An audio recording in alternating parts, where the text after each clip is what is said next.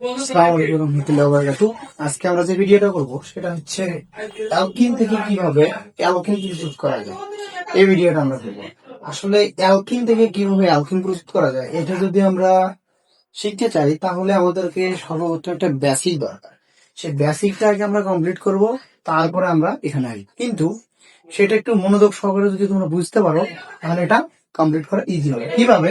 আমরা একটা জিনিস কিন্তু সবাই জানি যে কার্বন কার্বন কার্বনের যোজনী কিন্তু আমরা কত জানি? 4 জানি।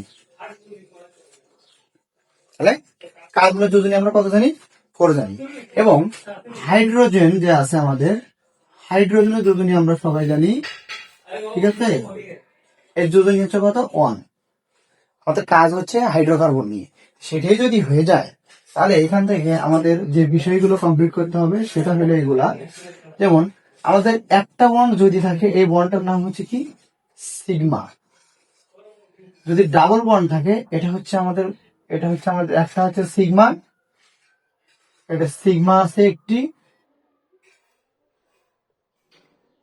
এবং এখানে আবার পাই বন্ড আছে হচ্ছে একটি। এই টোটাল হলো 2টা। এবং যদি আমাদের ট্রিপল বন্ড থাকে তাহলে এখানে আমার হচ্ছে সিগমা সবসময় একটি থাকবে। সিগমা কয়টি? একটি থাকবে, ঠিক আছে? সিগমা হচ্ছে একটি থাকবে। এবং পাই বন্ড থাকবে হচ্ছে 2টা। পাই বন্ড কয়টা থাকবে? 2টা থাকবে। আর সিগমা বন্ড খুব শক্তিশালী, ঠিক আছে? এই যে একটা বন্ড, এটাকে আমরা কি বললাম? সিগমা। সিগমা বন্ধন খুবই শক্তিশালী, ঠিক আছে? এইটা খুবই শক্তিশালী, আর এটা খুব শক্তিশালী এক কথাই।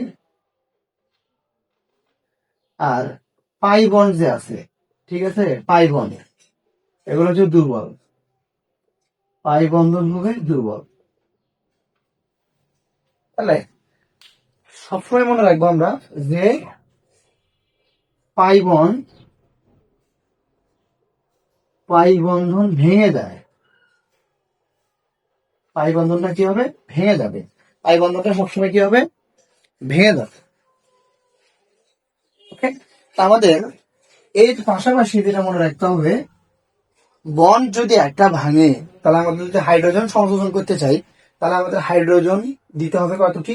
একটি। যদি বন্ড ভাঙে তাহলে হাইড্রোজেন দিতে হবে আমাদেরকে 2টি, ডাবল। যদি বন্ড 2টি ভেঙে যায় তাহলে হাইড্রোজেন দিতে হবে আমাদেরকে 4টি। সেটা নিয়ে আমাদের ক্লিয়ার করতে হবে, ঠিক আছে? আমরা কি বললাম? যদি হাইড্রোজেন সংশোধন করতে চাই, একটা বন্ধন তো কখনো ভাঙবে না, কারণ আমাদের সিগমা বন্ধন এতটাই শক্তিশালী।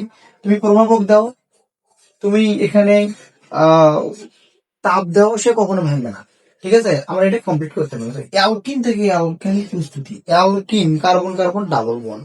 তাহলে আমরা যদি করতে চাই, যেমন আমরা কিন্তু জানি যে CH2 ডাবল বন্ড CH2, এটা আমরা সবাই জানি, এটার নাম হচ্ছে ইথিন। এটা হচ্ছে ইথিন। ইথিন থেকে আমরা অ্যালকেন প্রস্তুতি করবো। আমি একটু আগে কি বলছি? এখানে বন্ড কয়টা ছিল? 2টা ছিল। তাহলে 2টা বন্ড যদি আমাদের থাকে তাহলে কিন্তু এই পাই বন্ডটা কি হবে? পাই বন্ড ভেঙে যাবে। সিগমা বন্ড কিন্তু কখনো ভাঙবে না। তাহলে আমাদের ভাঙতে আছে কয়টা? একটা। এখানে বন্ড আছে 2টা, একটা পাই বন্ড, একটা হচ্ছে সিগমা বন্ড। একটা ভাঙলে আমাদের হাইড্রোজেন যুক্ত করতে হবে কয়টা? 2টা। প্রভাবক ফিক্সড, নিকেল প্রভাবক 180 থেকে 200 ডিগ্রি সেলসিয়াস তাপ দিতে হবে। এখন স্টুডেন্টের যে বিষয়টা সমস্যা হইতে পারে সেটা একটু দেখো তোমার মনোযোগ দিয়ে। আমার এখান থেকে হাইড্রোজেন 2টা, মধ্যে একটা হাইড্রোজেন এখানে যুক্ত হবে আর একটা হাইড্রোজেন এখানে যুক্ত হবে। কেন যুক্ত হবে সেটা এখন আমরা ক্লিয়ার করি। তাহলে একটা বন্ড যদি ভেঙে যায় তাহলে এটার পরিস্থিতি এরকম দাঁড়াবে না? এরকম দাঁড়াবে কিনা? তাহলে এইখানে যদি হিসাব করি, আমার কার্বনের হাত কি 4 বা যোজনীটা মিলবে? মিলবে না কিন্তু। যদি মিলাইতে চাই তাহলে 2 আর 1 3, 2 আর 1 3। তার মানে কার্বনের হাত এখানে 3টা করে মিলতেছে। আমি যদি আরো একটু বিস্তৃত করতে চাই তাহলে আমি নিচে একটু দেখাচ্ছি। এই এমন একটা পরিস্থিতি, ডাবল বন্ড এ, এমন একটা পরিস্থিতির মধ্যে আছে। প্লাস হাইড্রোজেন যুক্ত করছি আমি কয়টা? 2টা। নিকেল প্রভাবক 180 থেকে 200 ডিগ্রি সেলসিয়াস তাপমাত্রায় যখন তুমি উত্তপ্ত করলা, তখন তুমি এই পাশে রাখতে পারছো, কিন্তু এই একটা পরিস্থিতি। এই যে দেখো, মানে একটা বন্ড ভেঙে গেল, ভেঙে যাওয়ার কারণে কিন্তু এইরকম একটা যৌগ সৃষ্টি হবে। যদি এইরকম একটা যৌগ সৃষ্টি হয়, তাহলে তুমি এখানে হিসাব করো তো, কার্বনের হাত 1 2 3, আবার 1 2 3, হইলো না তো? কার্বন বলছে তুমি আমাকে যেখানেই নিয়ে যাও, আমার বন্ধন মিলাই দিতে হবে, চাই। তাহলে আমাদের ভেঙে গেছিল কিন্তু একটা, তাহলে একটার জন্য এই কার্বনের একটা কমে যাচ্ছে, এই কার্বনের একটা কমে যাচ্ছে। এটা দেখো কমে গেছে, কিন্তু এর একটা কমে গেছে, একটা কমে গেছে। তাহলে দুইটা হাইড্রোজেন যুক্ত করে একটা হাইড্রোজেন এর সাথে যুক্ত হবে, একটা হাইড্রোজেন এটার সাথে যুক্ত হবে, তখন এখানে একটা চলে আসবে, এই জায়গায় একটা চলে আসবে। তখন কিন্তু এটা দেখো একটা সম্পূর্ণ কার্বনের হাত 4টা পূর্ণ একটা যৌগ উৎপন্ন হয়েছে। এবার তাহলে এখানে কি এটা হবে?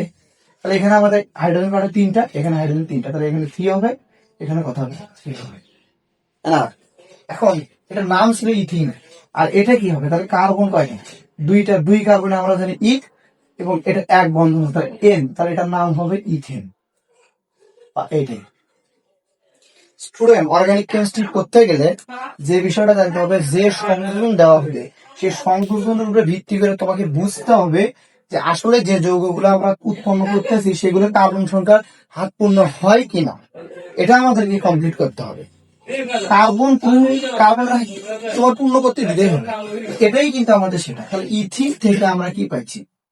ইথিন থেকে আমরা কি পাচ্ছি? ইথিন পাচ্ছি।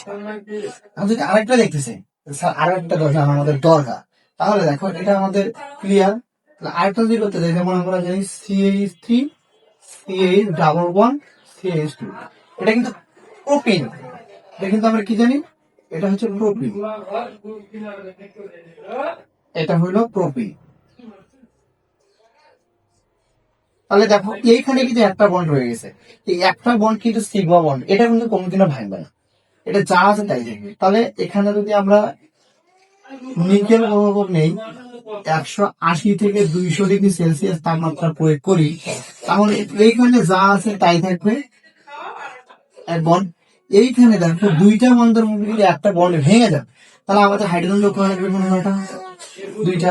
তখন এই হাইড্রোজেন কিন্তু এটার ভিতরে ঢুকবে না, কারণ এর হাত পূর্ণ গেছে, 3 আর 4। তার মানে এই একটা বন্ধন কমে যাবে, কারণ এই কার্বনের একটা কমবে, এই কার্বনের একটা কমবে, তাহলে একটা হাইড্রোজেন এটার ভিতরে আসবে, একটা হাইড্রোজেন এটার ভিতরে। তাহলে এখানে একটা ছিল, তৈরি হবে কি?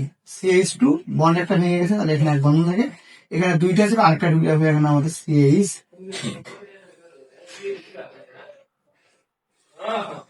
এটার কি নাম হবে? এটার নাম হবে প্রোপেন। কেন প্রোপেন হবে? এতে কার্বন কার্বন কত বন্ধন?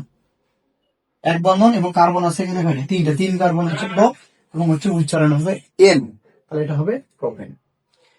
আরেকটা দেখতে চাও, তাহলে দেখো এটা হচ্ছে CH3 CH2, আবার CH2 CH double bond CH2, এটার নাম কিন্তু বিউটিন।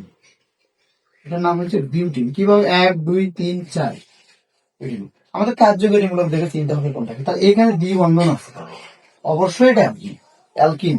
তাহলে অ্যালকিন যদি এটা হয়, তাহলে এই দুইটা বন্ধন যখন ভাঙবে কখনোই না, এটা যা আছে তাই থাকবে।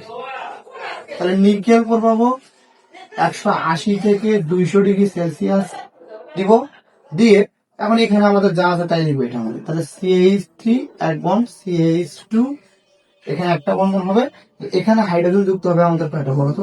2টা হবে।